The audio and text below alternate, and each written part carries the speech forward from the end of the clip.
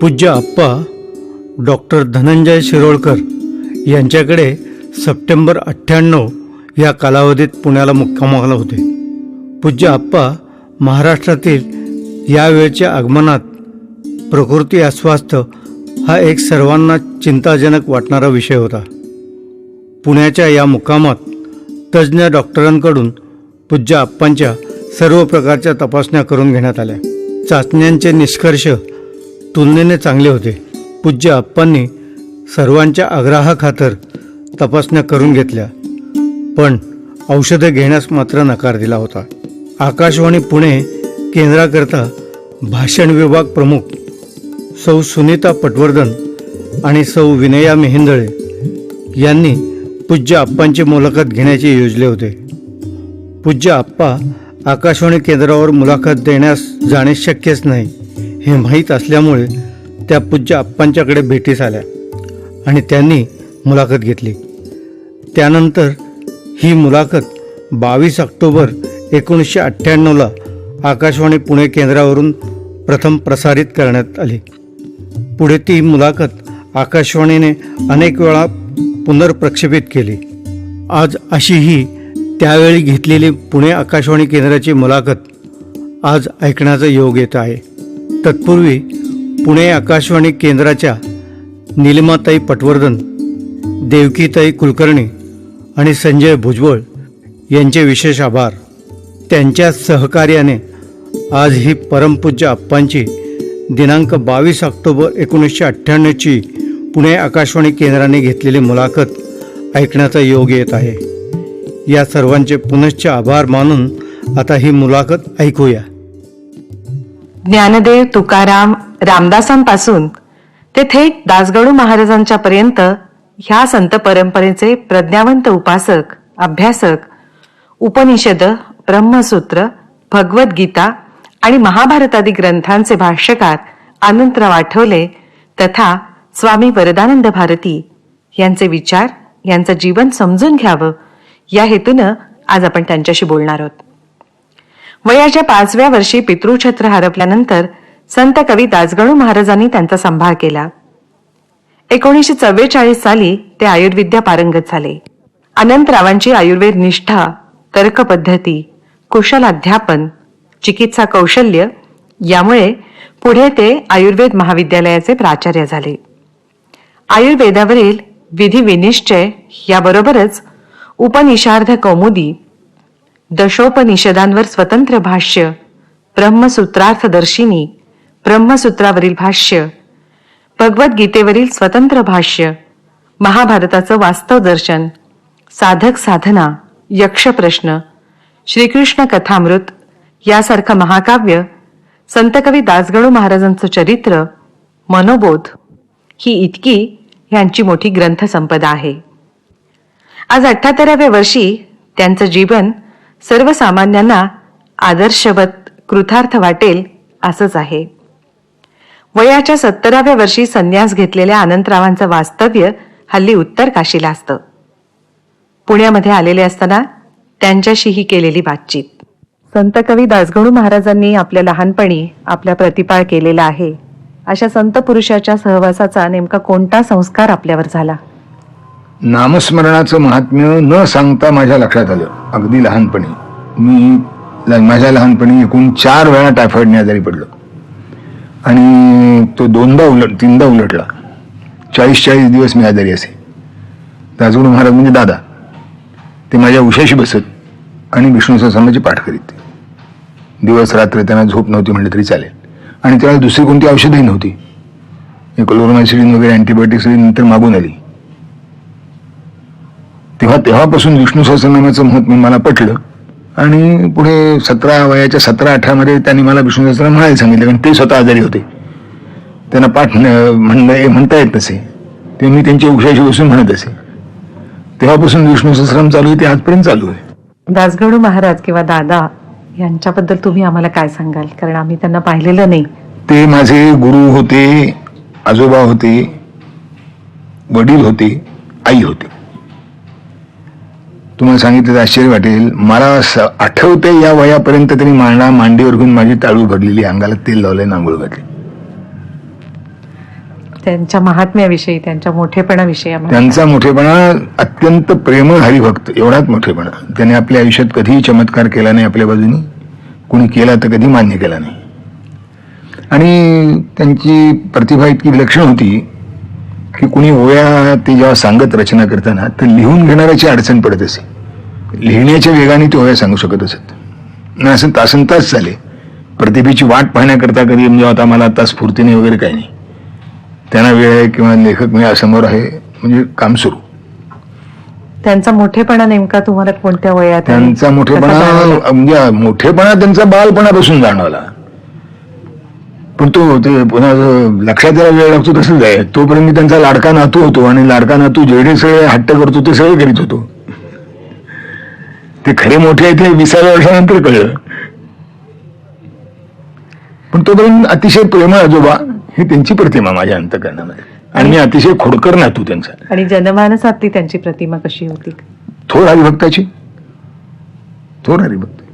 त्यांच्याकडे अतिशय मोठी मोठी माणसं मी लहानपणापासून आलेली पाहिलेत. शिवराम महादेव परांजपे, चिंतामणराव वैद्य, चिन्नी चाफेकर, श्रीनी चाफेकर, नरसिंह दांबळकर केव्हा तरी.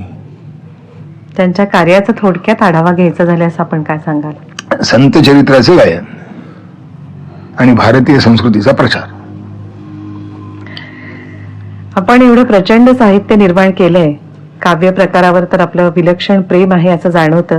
आपली पहिली काव्यरचना आपण केव्हा केली आणि तर कोणती केली आहे? म्हणावं की नाही हा प्रश्न महत्वाचा आहे. आमचे दादा मुकुंदराजाचं आख्यान सांगत बसले होते आणि त्यांनी मुकुंदराजाचं वर्णन करणारा एक श्लोक लिहायला सुरुवात केली. त्यांनी पहिली ओळ म्हटली आणि दुसरी ओळ मी म्हटली. ती त्यांनी तशीच स्वीकारली. पुढे तिसरी आणि चौथी ओळ त्यांची आहे. ती ओळ सांगू शकाल? अतुल बलिजाहले मुनी मुकुंद योगामुळे, ही पहिली ओळ. अशक्य जगती तला वरीन काही त्या राहिली, ही माझी दुसरी ओळ. त्यावेळी आपलं वय किती होतं? 8 किंवा 9 वर्षाचं असेल. वयाच्या 18व्या वर्षीच आपण शालिवाहन हे अतिशय अवघड असं काव्य आपण केलं. त्यामागच्या प्रेरणा काय आहेत? 18 नाही 20. 20व्या वर्षी त्यामागची मी प्रेरणा? मॅट्रिक झालो, त्यामुळे मी 20व्या वर्षी मॅट्रिक झालो. हा, 9व्या वर्षी शाळेत गेलो, बरं. 20व्या वर्षी मॅट्रिक झालो. आणि त्यानंतर ते केले. प्रेरणा एकच, मराठीमध्ये महाकाव्य नाही माझ्या त्यावेळेच्या माहितीप्रमाणे, आणि आपण महाकाव्य करावं. मग तर कोणावर करावं? तर शिवाजीवर करावं. म्हणजे शिवाजीतला इतिहास मला रोज आडवी, तू असं काय लिहिलं तसं काय, शालिवाहन बरा, कारण त्याचा इतिहास काही फारसा उपलब्ध नाही. मी म्हणेन ते प्रमाण म्हणून शालिवाहन स्वीकारला. पण वयाच्या 20व्या वर्षी ही असं एखादं मोठं महाकाव्य लिहून कोणाला पटकन म्हणजे मला लिहायचंय असं म्हणून कोणालाही लिहिता येणार नाही. त्याच्या मागे एक परिपक्वता, प्रगल्भता अशी जी लागते, त्याची ही बैठक जर लागते. तुम्हाला म्हणायची असेल तर मला माझ्या वयाच्या 7व्या वर्षापासून वाचनाचा नाद होता आणि वाचनाच्या नादाशिवाय मी दुसरं काही केलं नाही आयुष्यभर. मला बाहेरचं खेळायचाही नाद नसे. वाचनात एवढा एकुलता एक नाद. आणि मी तुम्हाला आता गीता रहस्य मी माझ्या 14व्या वर्षी वाचलं पहिल्यापर्यंत. कळलं काही नाही, पण अक्षर पहिल्यापासून शेवटपर्यंत वाचून मात्र काढलं.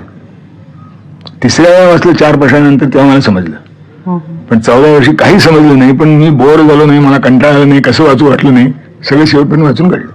आणि 7व्या वर्षीपासून वाचायला सुरुवात केली तर काय काय वाचन? रामायण, बालरामायण म्हणून त्यावेळेला बालरामायण, हरिवंश, बालभारत अशी मिळत असे. पाठकांची, बाळकृष्ण लक्ष्मण पाठकांची पुस्तकं होती त्यावेळेला. तर ते रामायण माझं पाठ होतं जवळजवळ, आणि सगळी स्वप्न रामायणातलीच पडायची. ते बहुतेक मी रावणाच्या बाजूने रावणाची लढत असायचं, छान होतो. तेव्हा त्यातली भाषा, आणि त्यामुळे भाषा माझी वयाच्या 9व्या वर्षी सुद्धा चांगली होती.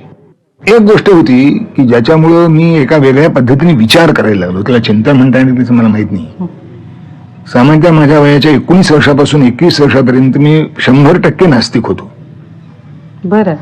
आमच्या घरामध्ये सगळा देवधर्म असे दादांच्यामुळे. दादांच्या प्रेमामुळे ते मला सांगतील ते सगळे देवकृत्य मी करीत असे, कारण माझी मुंज झाल्यानंतर ते सगळं माझ्या मागे लागलं.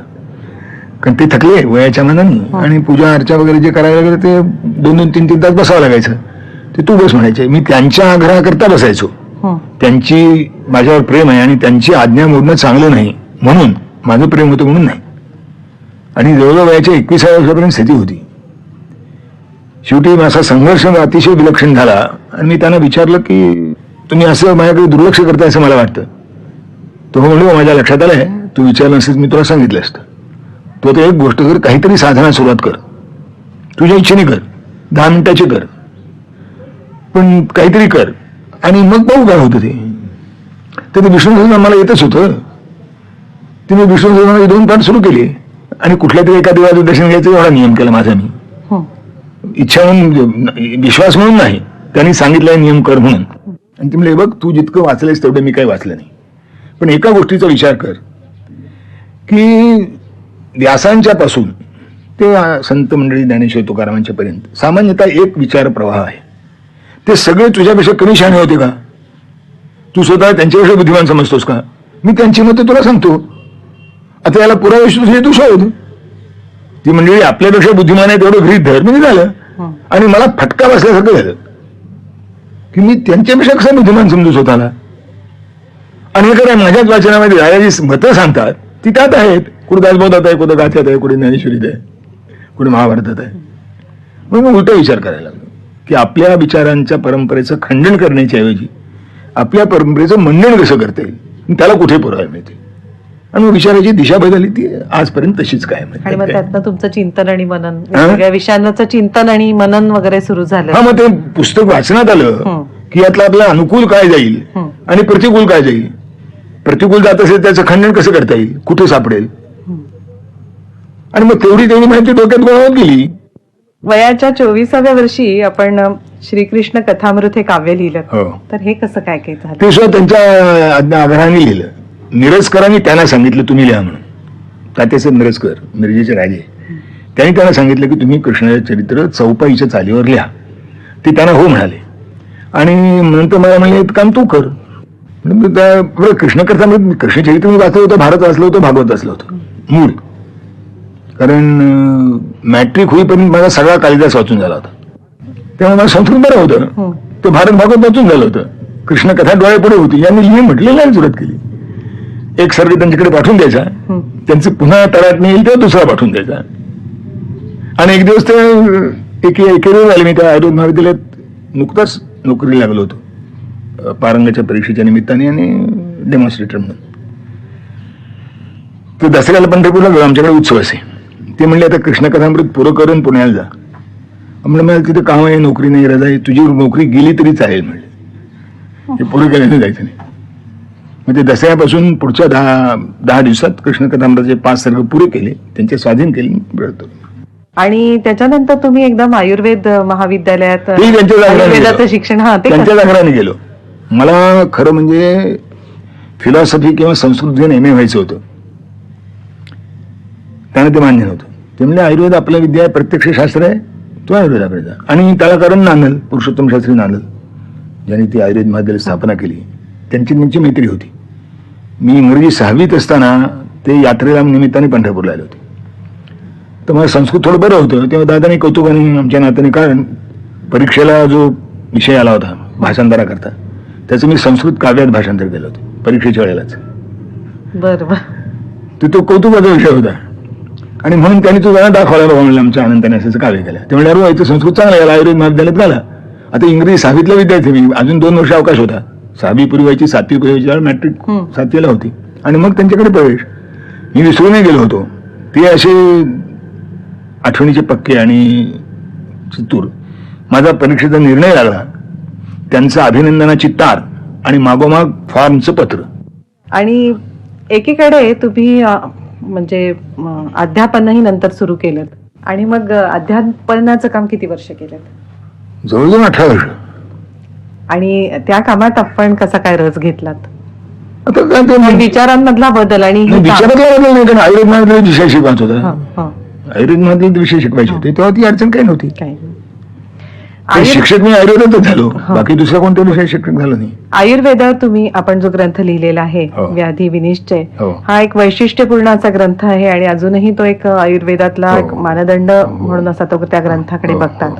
तर त्याची निर्मिती कशी झाली त्याबद्दल आम्हाला आमच्याकडे क्रमिक पुस्तकं नावाची पुस्तकच नव्हती. आयुर्वेद महाविद्यालयाला क्रमिक पुस्तक ज्याला आपण टेक्स्ट बुक या तऱ्हेचं पुस्तक नव्हतं. विषयवार रचना असलेली पुस्तकं नव्हती. जी काही होती ती नुसती त्यातले विषय घेऊन भाषांतर होतं केवळ. त्यामुळं टेक्स्ट बुक या दृष्टीने एक विषयाचं पुस्तक असा म्हणून आम्ही 2-3 मित्र एकत्र झालो आणि त्यांनी एकेका विषयावरचं एक पुस्तक लिहिलं. कोण कोण होते आपल्या बरोबर? राजवाडे, निर्मलाताई राजवाडे आणि शिवू जोशी, ते दोघे थकलेत आणि मी. ते आम्ही एक योजना केली, आमच्या पगारातले दरमहा 100 रुपये काढून ठेवायचे तिघांनी आणि भांडवल उभं करायचं आणि एक एक पुस्तक छापायचं. तेव्हा त्याची विक्री बरी झाली, तेव्हा आमच्या डोक्यावर कर्ज काही राहिलं नाही, फारसा फायदाही झाला नाही. आपण कोणकोणते विषय त्याच्यामध्ये घेतले? त्यामध्ये शल्यशाला की विभाग हा सर्जरीचा विभाग, म्हणजे इयर नोज थ्रोट आणि जनरल सर्जरी हा त्यात विषय होता. नंतर कौमार वृत्ती म्हणजे याची मिडवायफरी आणि गायनेकॉलॉजी हा एक विषय तो राजवाड्याने घेतला. आणि मेडिसिन ज्याला म्हणतात तो विषय माझ्याकडे होता, तर त्याच्यावर मी लिहिली पुस्तकं. ते 2 पुस्तकं माझी आहेत आणि एक त्यांचं, अशी 4 पुस्तकं मी प्रकाशित केली. बरोबर. त्यानंतर आपण आयुर्वेद महाविद्यालयाचे प्राचार्यही होतात. हो, प्राचार्य 5 वर्ष होतो 5 वर्ष. आणि पुढे 2 वर्षांनी नोकरी सोडली. आणि मग त्याच्यानंतर तुम्ही तुमच्या जीवनाकडे किंवा त्याचा एक काही मार्ग तुमच्या डोळ्यासमोर होता का? ही परंपरा आमच्या घरात होतीच. दासगणू महाराजांची जी परंपरा आहे ती आमच्या घरात होतीच. तेव्हा मला नवीन जीवन मार्ग शोधायची काही गरज लागली नाही. उलट आमच्या सगळ्या लोकांना फार बरं वाटलं, मी मोकळा झालो. त्याच्यानंतर आपण उपनिषद, अर्थकौमुदी आणि इतर गीतेवरचे ग्रंथ जी आपण निर्मिती केली त्याच्याबद्दल आम्हाला सांगावं. म्हणजे त्याच्या मागची आपली प्रेरणा काय होती आणि त्याच्यामध्ये आपण काही गद्य रचना केलेली आहे, काही पद्य रचना केली आहे, तर ती असं करायचं कारण काय? आणि कसं काही गद्य रचना आहे ती आमच्या काही मित्रांच्या आग्रह करताय. मला सगळं पद्य लिहायचं होतं, पण 2 अडचणी. त्यातला पहिला खंड जो आहे उपनिषद, ईशावास्य आणि मांडुक्य, त्याच्यावर आमच्या दादांच्या ओळी आहेत. तेव्हा आता पुन्हा ओळ्या रचण्याचं काही कारण नव्हतं त्या मुळात असल्यामुळे, म्हणून त्याच्यावर गद्य भाष्य लिहिलं. आणि तुमचा बृहदारण्यक जे आहे त्यात आमचे एक स्नेही म्हणाले, अरे तुमच्या काही 3 ग्रंथ झाले आहे ओळीबद्ध, आता एवढा तरी गद्य लिहा. तो गद्य लिहिला. ह्या सगळ्या ग्रंथांचं वाचन, अभ्यास, मनन हे सगळं तुम्ही केव्हा करत होतात? काय एकीकडे फार पूर्वी, म्हणजे मी उपनिषदाचं कौमुदी लिहिली त्याच्या आधी 40 वर्ष उपनिषद वाचली होती. म्हणजे कोणत्या वयाला साधारण वाचलं असेल 20, 22, 23. तेव्हा त्याचं आकलन किती झालं होतं? चांगलं होतं. शब्दार्थ चांगले कळते. माझ्या ज्याला आपण शब्दज्ञान म्हणू आणि शब्दज्ञानाचा निश्चय म्हणू, तो माझ्या 24व्या वर्षी पक्का झाला. त्यातलं एकही मत मला आज बदलावं वाटत नाही. आणि कृष्णकथामृत हे त्याचा पुरावा आहे की निराळ्या गोष्टी त्यात ज्या विधानं म्हणून केलेली आहेत त्यातलं कोणतंही विधान मला आज बदलावं वाटत नाही. ग्रंथ निर्मितीचा कालावधी साधारण कोणता होता? किती वर्ष लागली ह्या सगळं करायला? किंवा आता तुम्हाला सांगतो, अनुवाद ज्ञानेश्वरी जवळजवळ 4.5 महिन्यात लिहून झाली. फक्त 4.5 महिने. आणि त्यात प्रत्येक वर्किंग दिवस नाही, म्हणून ते वर्किंग दिवस मोजले. उपनिषदार्थ म्हणजे बृहदारण्याची जी ब्रह्मसूत्राचं दर्शनी आहे ती वर्किंग डेज 77 दिवसामध्ये लिहून झाली आहे. बर. 8,000 वगैरे जवळजवळ त्याच्या. आपलं जे लिखाण असतं त्याबद्दल असं म्हणतात की ते सगळं एकटाकी पद्धतीचं असतं. म्हणजे एकदा लिहिल्यानंतर परत काही बदल सामान्यतः बदल करावा त्याची कॉपी करणं वगैरे असं काही आले होते आणि म्हणजे आठवले मला भेटायला म्हणून आले होते उत्तर काशीला. आणि गार्गी लिहित होती आणि मी सांगत होतो, तुम्ही काय लिहितेस? मी बही आता दिली. त्यांनी पाहायला चालली, अरे मी याच्यात खाडाखोर कुठे नाही, म्हणजे खाडाखोर कधी गरज पडली. आणि तोही बद्ध आम्ही होतो म्हणा. महाभारतावर विविध लेखकांनी जे काही लेखन केलंय त्या सगळ्या लेखकांच्या लिखाणामधनं जे काही महाभारतावर आक्षेप घेतले गेले त्या आक्षेपांना उत्तर देण्याच्या मिशानी आपण महाभारताचं वास्तव दर्शन हा ग्रंथ लिहिला. तर त्याबद्दल साहित्यिकांची प्रतिक्रिया काय होती? साहित्यिकांची प्रतिक्रिया दुसऱ्यावरती 1-2 ठिकाणी दिली आहे. बाळ गाडगे जे आहेत त्यांनी मला पत्र लिहिले, ते पत्र उद्धृत केले की तुम्ही फार, त्यांनी मुद्दाम विनोद केलाय की आमच्यासारख्या असंस्कृत लोकांना तुम्ही महाभारताचं चांगलं दर्शन घडवलं, पण तुमच्या लिखाणाची उपेक्षा झाली तर मला आश्चर्य वाटतं. इतकं चांगलं आहे, याचा प्रचार खूप व्हायला पाहिजे होता. अलीकडे आपलं वास्तव्य हिमालयामध्ये असतं, तर या हिमालयाची ओढ तुम्हाला कधीपासून लागली? फार जुनी. मी 36 वर्ष गेली हिमालयात, दरवर्षी नियमाने जात होतो. वयाच्या 42व्या वर्षाच्या आधीपासून आकर्षण होतं, पण त्याच्या आधी जाऊ शकलो नाही. आणि 42व्या वर्षी वयाच्या जायला लागलो, ती पुन्हा आतापर्यंत कधी बदललं नाही. दरवर्षी जातच होतो. आणि असं भोज्याला शिवून परत येतात असं मी कधी आलो नाही. 8 दिवस, 10 दिवस, 15 दिवस राहायचं, मग परत जायचं. त्यावेळेला नोकरीच होतो, पण रजेचा प्रश्न असेल. सामान्यतः 20-1 दिवसाची रजा घ्यायची आणि त्यात 15 दिवस तिथे राहायचं, 4-5 दिवस जाण्यात जायचे. पण या ओढीच्या कारणांचा कधी शोध? काय कारण ते अगदी लहानपणी इथे जे कलागृहाचे दाते त्यांनी कैलास मानस यात्रा, हिमालयाची 4 धाम यात्रा, त्यांनी त्याची ते चित्रफीत वगैरे तयार करून प्रोजेक्शन वगैरे दाखवली, ती लहानपणी बघितली होती. त्यावेळी मी होतो 20-21 वर्षाचा. तेव्हापासून हिमालयात जायचं आपल्या माझ्या मनात होतं. तुम्ही कैलास मानसला गेला तर त्यावेळेची खूप वेगळी स्थिती, म्हणजे आज जी जशी खूप साधनं साधनं चांगली नव्हती. नुकतीच सरकारने त्याच वर्षी सुरू केलं होतं. आपण अनेक कीर्तनं आणि प्रवचनं केलीत. ह्या सगळ्याच्या मागे उद्दिष्ट कोणतं होतं? आणि राजूर ह्याला महाराजांच्या परंपरेत ती होती. परंपरा सांभाळणाऱ्या त्या परंपरेत मी असल्यामुळे माझं काम आहे म्हणून केली. कोणत्या वयाला ही सुरुवात केलीत? तशी तर वयाच्या 15 वर्षापासून सुरुवात केली, पण ती काय खरी नाही. खरी सुरुवात झाली मी आमच्या आयुर्वेद महाविद्यालयाचा माझा अभ्यासक्रम पूर्ण झाला 44 साली, आणि तेव्हापासून करायला लागलो.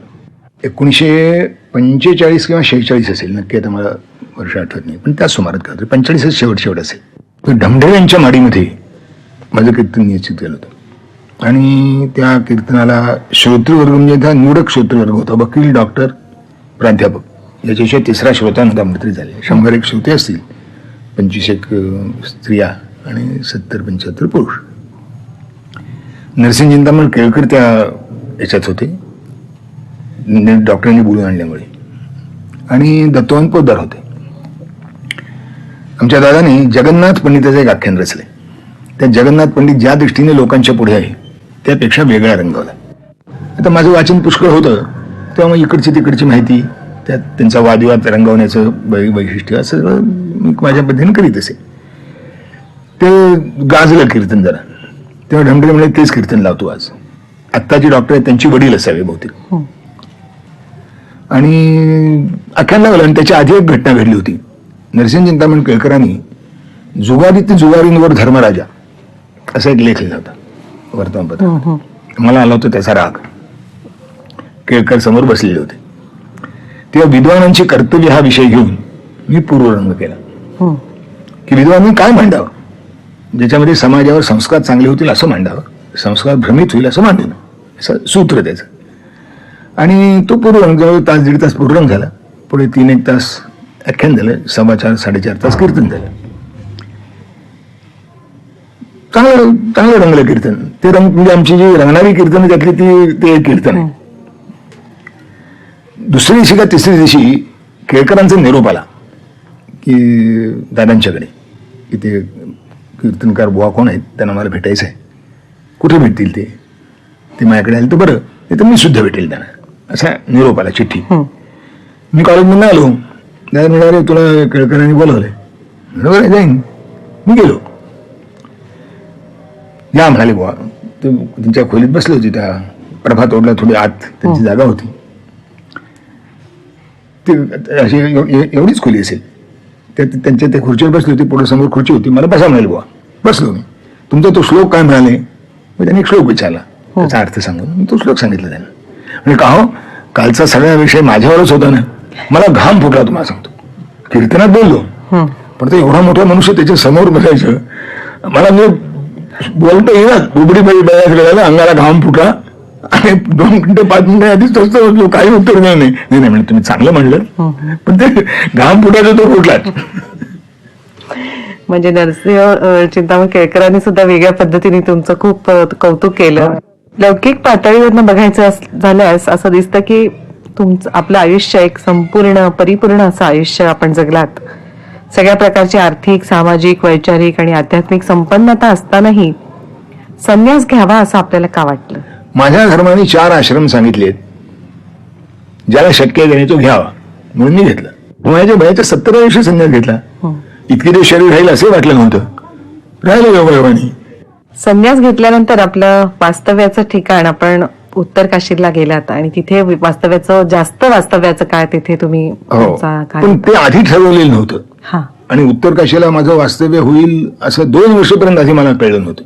संन्यास घेण्याच्या आधी 2 वर्ष संन्यास घ्यायचं निश्चित ठरलं होतं. जिथे राहण्याची स्थिती होईल तसं होईल. कदाचित आमचं गोरटं म्हणून जे दादांचं मी समाधीस्थान निर्माण झालेलं आहे तिथे सुद्धा मला राहता आलं असतं. ती लहान खेड आहे, पण मग तिथे राहिलो असतो. उत्तर काशीला जायची काही प्रेरणा वगैरे नाही, प्रेरणा हिमालय मी जातच असे ना. माझं उपनिषद लिखाण सगळं उत्तर काशीतच झालं, आणि त्या कैलास आश्रमामध्येच झालं. तेव्हा ते गंगेच्या काठी राहण्याचा एक आनंद वेगळा, यात काही शंका नाहीच. संन्यासानंतर कीर्तन, प्रवचन, लेखन आणि प्रवास हे सगळं अजून आपलं चालू आहे. तर संन्यास घेतल्यानंतर आपल्या दैनंदिन जीवनामध्ये काय फरक झाला? वैयक्तिक संबंध संपले, वैयक्तिक हवं नको संपलं. आता या मार्गातला कोणी साधक असेल आणि माझ्याकडून त्याला मार्गदर्शक हवं असं त्याला वाटत असेल तर तेवढं मी करतो, मला काही नाही. पण कोणी त्याला काही विचारायचं असतं, त्याला काही जवळीक साधायची असते, काही संबंध असतात, त्यातून त्याचा काही विकास होईल असं वाटत असेल तर तेवढ्यापुरतं सहकार्य तरी द्यायचं. पण बाकी इतर म्हणजे वैयक्तिक गोष्टी सोडून बाकी गोष्टी संन्याशांनी करायला काही प्रतिभय नसतो. काहीच नाही. नसावा.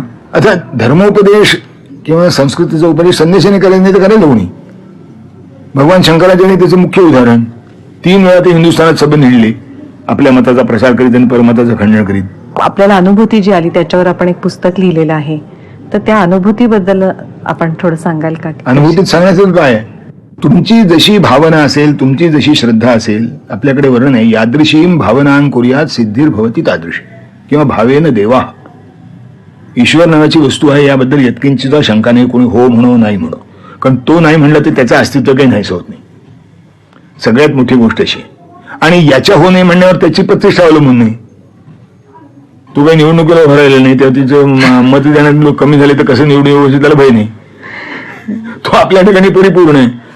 मी आणखीन एक पृष्ठ मला लोकांचं विचारण्याचं कौतुक वाटतं, आम्हाला ईश्वर दिसला पाहिजे. म्हणजे तुम्ही कोण, तुम्हाला ईश्वर दिसला पाहिजे तर सगळ्या ब्रह्मांडाच्या मानाने पृथ्वी केवढी माहिती आहे का तुम्हाला? पृथ्वीच्या मानाने जेवढी मोहरी आहे तेवढी सुद्धा पृथ्वी ब्रह्मांडाच्या मानाने नाही. हा अनंत कोटी ब्रह्मांड नायक आहे, त्याने तुम्हाला काय म्हणून भेटावं? म्हणजे असा ईश्वर दोघांच्या करता दखल देतो. एक रावण कुंभकर्ण ते न्यूसेन्स व्हॅल्यू तरी असली पाहिजे, नाही तर ज्ञानेश्वर तुकारामांचे इतकं मोठे पण तरी असलं पाहिजे. आता यात तुम्ही कुठंच नसलं तर देवाने तुमची काय म्हणून दखल घ्यावी? तुम्ही त्याला शिवाय दिलं तर त्याचं काय मिळणार आहे? परमार्थ मार्गाचं फलित कशात आहे आणि परमार्थामधला अंतिम टप्पा कोणता असावा? आत्यंतिक मानसिक शांतता. गीतेमध्ये अतिशय स्पष्ट शब्दात सांगितलं आहे. आपल्याकडे ब्रह्मज्ञान आणि ब्रह्मवेत्ता याला सगळ्यात श्रेष्ठ मानले जातं. गीतेने त्याची साधी व्याख्या केली आहे. न प्रहर्ष्येत प्रियम प्राप्य नोद्विजेत प्राप्यच्या प्रियम स्थिर बुद्धी रसमूढा ब्रह्मविद ब्रह्मणी स्थिता. की मनासारखं झालं तर उचंबळून देत नाही, मनाविरुद्ध झालं तर खचत नाही, असा जो आहे, अशी ज्याची स्थिरबुद्धी झाली आहे त्यालाच ब्रह्मविद म्हणावं. तो ब्रह्मातच राहतो. ब्रह्मज्ञानी तोच आणि तो ब्रह्मातच राहतो.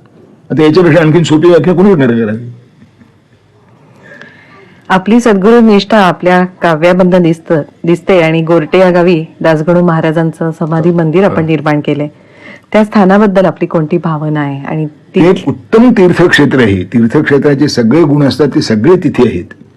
फक्त एकच आहे, तीर्थक्षेत्राची हळूहळू जत्रा होते आणि मग त्याचं जे फल माणसाला मिळायला पाहिजे ते मिळत नाही. तो आपलं भोज्याला शिवून आल्यासारखं मानतो आणि तिथे जाऊन आल्यातच कृतार्थता मानतो. ही वृत्ती काही चांगली नाही. आणि आपली अपेक्षा आहे काय त्या कशाची? समाधी मंदिराच्या तिथून? ते साधना केंद्र चांगलं व्हावं लोकांनी. कारण आज खरोखरच मानसिकदृष्ट्या लोकांना शांततेची फार गरज आहे आणि ती जिथे असायला पाहिजे तिथे असत नाहीये खरं म्हणजे. कारण ती आपणच गमावली. तर सगळी देवस्थानं तशीच आहेत मुळात, पण ती हळूहळू जत्रेची ठिकाणं झाली.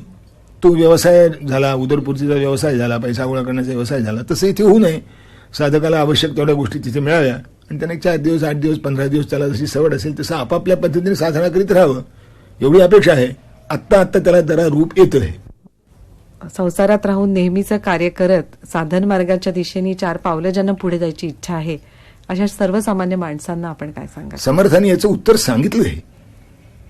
त्यांनी स्वच्छ शब्दात दिलंय. ते आधी परमार्थ करावा नेटका मग गावे परमार्थ विवेक असं म्हटलंय ना. तर त्याचा अर्थ लोक करतात की समर्थ प्रपंचोन्मुख आहेत. प्रपंचोन्मुख नाहीत. त्यांनी मुळात लिहिलंय की संसार मूळचाच नासका म्हणून करावा नेटका, नेटकाकरिता फिका होत जातो. परममूर्खा माझी मूर्ख जो संसारी मानी सुख. आता ते समर्थांचं प्रपंच विज्ञान एका प्राध्यापकाने पुस्तक लिहिले. आता ह्या 2 ओळी त्याच्यावर जर लिहिल्या तर त्या परंपरेचे विज्ञान कुठे जातं समर्थांचं? ते इतर संतांची मत आणि समर्थांच्या मतात काही फरक नाही. समंत जास्त व्यावहारिक पातळीवर लोकांना सांगतात आणि ते नेटका करणं म्हणजे याचा अर्थ असा आहे की जेवढं जिथं असायला हवं तेवढं तिथं नेमकं करणं. आपण तेवढंच करतो का ज्याचा त्याने विचार करा. मी त्याला नेहमी जेवणाचं उदाहरण देतो कारण ते कुठेही कोणत्याही विषयात केव्हा वापरल्याला हरकत नाही असते. म्हणून की भूक लागल्यावर खाल्लं पाहिजे. इमानदारीने सांगा, भूक लागल्यावर आपण खरंच जे खातो ते भुके करता खातो का चवी करता खातो. आणि भुके करता खाणंही बाधत नाही, चवी करता खाणंही बाधल्याशिवाय राहत नाही. तेव्हा आवश्यकतेच्या मर्यादित तुम्ही सुखोपभोग ठेवलेत की तुमच्याजवळ सरप्लस पुष्कळ आहे. इतर कोणाही प्राण्यांजवळ ते नाही, फक्त मनुष्याजवळ आहे. इतर प्राण्यांचं पोट भरलं की ती निवांत असतात. माणसाचे सगळे उद्योग पोट भरल्यानंतर सुरू होतात. म्हणजे लक्षात येईल त्याच्यावर सरप्लस किती आहे. आणि हे तुम्ही नेमकं केलं की हा सगळा वेळ मोकळाच आहे तुम्हाला, सगळी शक्ती मोकळी आहे. ती इकडेच गुंतवून ठेवता म्हणून पंचायत होते, ती इकडे वापरता येते. उलट प्रपंचात राहिलं म्हणजे जे नाना तऱ्हेचे ज्याला तुम्ही सप्रेशन आणि काय म्हणतात ते करावं लागत नाही, मोकळं राहतं मन. संन्यासी सत्पुरुष आपल्या उत्तर आयुष्याबद्दल काय विचार करतात? हं? संन्यासी सत्पुरुष हे हं. आपल्या उत्तर कोणी आयुष्याबद्दल संन्याशी असो नाही तर तो सत्पुरुष जर खरंच असेल तर त्याचा एकच विचार असो, बुडत हे जन देखवे ना डोळा म्हणून कन्वळा येतो. मग लोकांनी चांगल्या मार्गाने लागावं एवढी एकुलती एक त्याची इच्छा असते, बाकी काही नाही. कारण त्याला नवीन मिळवायचं काही शिल्लक नसतं. जे मिळवायचं असतं त्याला मिळालेलं असतं. जेवढं मिळायचं असतं तेवढं, आणि आणखीन पुढे किती काय लागणार आहे त्याला नक्की कल्पना असते. तेव्हा आता बाकी काय करणार, एवढी कल्पना करावी की आपल्याला कळतं. म्हणून समर्थाने जे सांगितलंय, जे काही आपण असे ठावे ते हळूहळू शिकवावे. मागे एका साहित्य संमेलनामध्ये एक परिसंवाद घेतला होता की संतांच्यामुळे समाज घडला की संतांनी समाज बिघडवला. संतांनी समाज बिघडवला म्हणजे काय केलं? दारूचं व्यसन लावलं, व्यभिचाराचं समर्थन केलं, पैसे खा म्हणून सांगितलं, काळा बाजाराचा उपदेश केला. नाही, ह्या गोष्टी सांगितल्या असल्या तर समाज बिघडवला संतांनी. संतांनी काय सांगितलं? संयमाने राहा, आसक्ती सोड. जे वैद्य सांगतो ते संतांनी सांगितलं. म्हणून मी एक तर माझ्या याच्यात एक गोष्ट लिहिली, त्याला विनोदी म्हणा काही म्हणा, की एक विद्वान विद्यापीठामध्ये PhDचा प्रबंध लिहायचं त्यांनी ठरवलं. विषय काय की डॉक्टर वैद्य जे आहेत ते समाजाच्या आरोग्याची आणि त्यांना सशक्त बनवण्याची काही काळजी घेतात की नाही. आणि त्यांनी सर्वे केला. 100-150 डॉक्टर पाहिले, 100-150 रोगी पाहिले. डॉक्टर काय खायला सांगतो त्याची नोंद केली. आणि शेवटी निर्णयाला आला की डॉक्टर काहीही पौष्टिक खायला सांगत नाही. उपास करा म्हणतो, ताकपी म्हणतो, साय खाऊ नको, तूप खाऊ नको, लोणी खाऊ नको, जडानं घेऊ नको, लंघन कर, साडीचं लहायचं पाणी पी, भाज्याचं सूप घे, मसाल्याचे पदार्थ खाऊ नको, तळलेलं मुळीच खाऊ नको. एका रोगाला तर म्हणजे मी ऐकलं की तो खाऊनाला काहीतरी जिलबी बिलबी, आणि त्याला डॉक्टर म्हणाले ते विष आणि तू खाल्लंस. हे डॉक्टर सगळे जिलबीला सुद्धा विष म्हणतात. आता या समाजाने सशक्त कसा व्हायचा, समाजपुष्ट कसा व्हायचा, हे सगळे समाजाचे शत्रू आहेत. त्याने PhDचा प्रबंध लिहिला, त्याला PhD मिळाली आणि सगळ्या हलवाई मंडळांनी त्याचा सत्कार केला. इतर संतांच्या पेक्षा समर्थांचं वेगळे पण आपल्या काही वेगळं नाही, तत्वज्ञानात काही वेगळं नाही. मी आत्ताच तुम्हाला सांगितलं ना की प्रपंच मूळचाच नासका म्हणणारे समर्थ आणि प्रपंचाला जाता येता शिळा घालणारे तुकारामात काय फरक आहे? परममूर्खा माझी मूर्ख जो संसारी मानी सुख. आता तुकाराम आणि समर्थात काय फरक आहे? काही फरक नाही. मांडण्याची पद्धत निराळी आहे.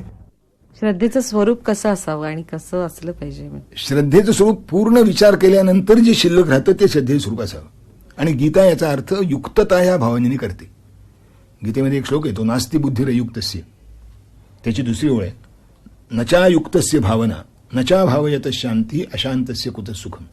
मी त्याला नेहमी सांगतो की बुद्धीच्या पुढे परंपरा नाही, बुद्धी वांझोटी आहे. इथे मात्र युक्तता, भावना, शांती आणि सुख अशी सुखापर्यंत परंपरा आहे. हा श्रद्धेचा मार्ग आहे. फक्त मागची जी युक्तता आहे तेवढी शास्त्रीय आहे की नाही बघितलं मी झालं. ती भावना श्रद्धेला शास्त्रीयतेचा कुठे आधार आहे की नाही? मला वाटतं एवढं पुरणार नाही. मला वाटतं हे ठीक आहे, पण माझं वाटणं प्रामाणिक आहे की नाही हे कोणी तपासून घेतलं पाहिजे. समाज धारणेसाठी धर्माचा चांगल्या अर्थाने उपयोग करून घेता येतो का आणि कसा? धर्माच्या व्याख्येतच मुळी धारणा धर्म मिथ्यामोह अशी व्याख्या आहे की जो धारण करतो तोच धर्म, जो धारण करीत नाही तो धर्मच नाही. आता धारण करण्याकरता काही नियम पाळावे लागतात. त्याला जो कोणी कंडिशनिंग म्हणलं असतं तर काय करावं? फार सोपे शब्द झाले, सप्रेशन आणि कंडिशनिंग. आम्ही त्याला म्हणतो हे ट्रेनिंग आहे आणि कंट्रोलिंग आहे. मोटारीला नुसतं ऍक्सिलेटर चालेल का? का ब्रेकही पाहिजे? गाडी चालते कशा जीवावर? ब्रेकच्या नाही, ऍक्सिलेटरच्या. मग तेवढंच ठेवा, ब्रेक नकोच. जा RTO मध्ये, तो ऍक्सिलेटर तपासतच नाही, तो ब्रेकच तपासतो फक्त. आणि त्या धर्म ब्रेकचं काम करतो आणि मधले जे अर्थकाम आहेत ते ऍक्सिलेटरचं काम करतात. आणि म्हणून आम्ही चारही पुरुषांना मान्यता देतो की धर्मही मान्य आहे, मला अर्थही मान्य आहे, कामही मान्य आहे. आणि महाभारताने स्वच्छ शब्दात सांगितले की यातल्या कोणाही एका करता कोणाही दोनाचा अपमान होता कामा नये, किंवा कोणाही एका करता कोणाही दोनाचा अपमान होता कामा नये. धर्मार्थौ धर्मकामौच कामार्थौ चाप्य पीडनेन धर्मार्थ कामान योभ्येती सोत्यंतम सुखमश्नुते. नामस्मरणाचं महत्व किती आहे? नामस्मरणाचं सगळ्यात जास्त महत्व आहे. आणि आज तुम्ही नेहमी परिस्थितीचं ना, ह्या परिस्थितीत काय करावं, या परिस्थितीत बदलत्या परिस्थितीत नाम आहे ना, दुसरं काही करायला नको. की आमच्यासारख्या सामान्य माणसांनी कोणत्याही परिस्थितीतल्या माणसाने, सामान्यातला सामान्य मनुष्य असला तरी सुद्धा त्यांनी घेता येईल तेवढं नाव घ्यावं. मी त्याला आणखीन एक सांगतो की परमार्थामध्ये दौर्बल्य हा अपराध नाही, आळस आणि उपेक्षा हा अपराध आहे. आपण नाव घेताना आळस आणि उपेक्षाने घेत नाही असं होतं का? मला घ्यायला वेळ नाही, ठीक आहे, नाही, 2 मिनिटं मिळाली 2 मिनिटं, 5 मिनिटं मिळाली 5 मिनिटं. अहो येता जाता उठत बसता कामं करिता सगळ्याला परवानगी आहे. आता इतकी सवलत दिल्यानंतर काय करावं? तेव्हा सामान्य सदाचरणाच्या मर्यादेत राहावं आणि घेता येईल तेवढं देवाचं नाव घ्यावं.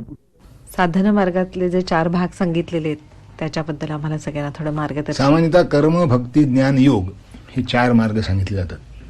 पण ही काही वॉटर टाईप कंपार्टमेंट्स नाहीत.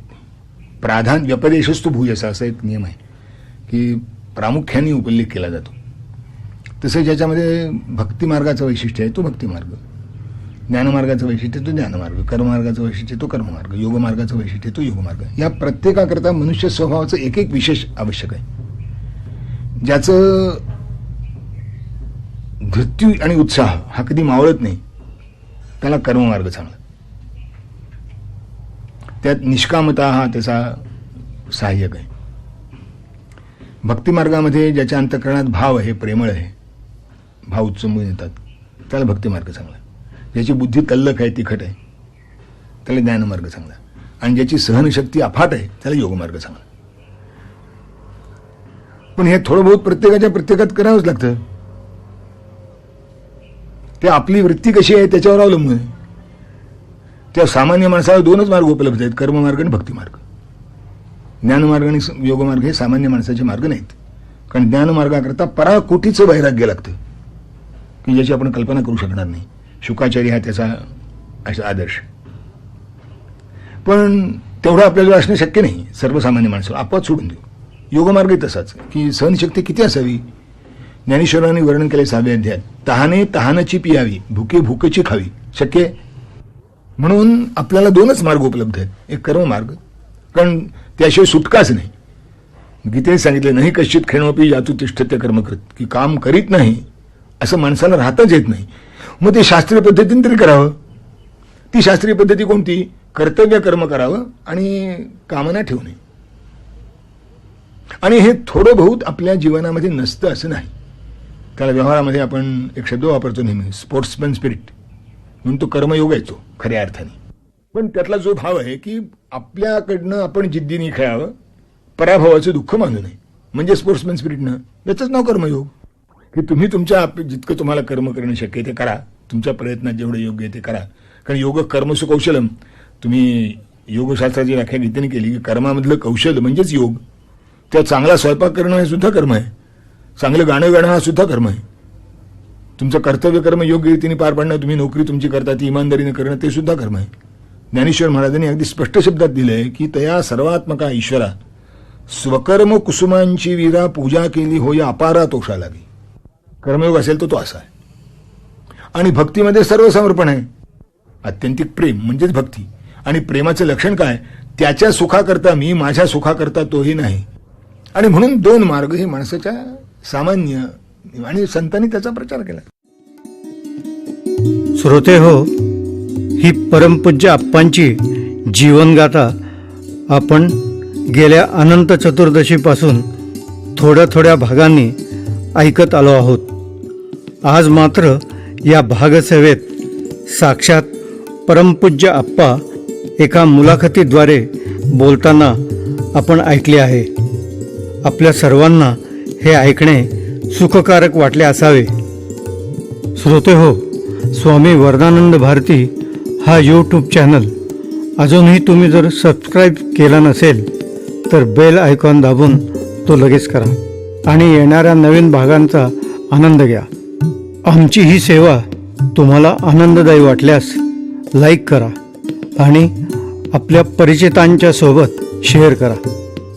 परमपूज्य आप्पा तथा स्वामी वरदानंद भारती जन्मशताब्दी वर्षानिमित्ताने त्यांच्या आध्यात्मिक दिव्यत्वाची ही ओळख आज ऐकणाऱ्या सर्व श्रद्धाळू श्रोत्यांचा निमित्त मात्र असलेला एक श्रद्धाळू आजची ही 52वी भागसेवा परमपूज्य आप्पांच्या चरणी अर्पित करतो.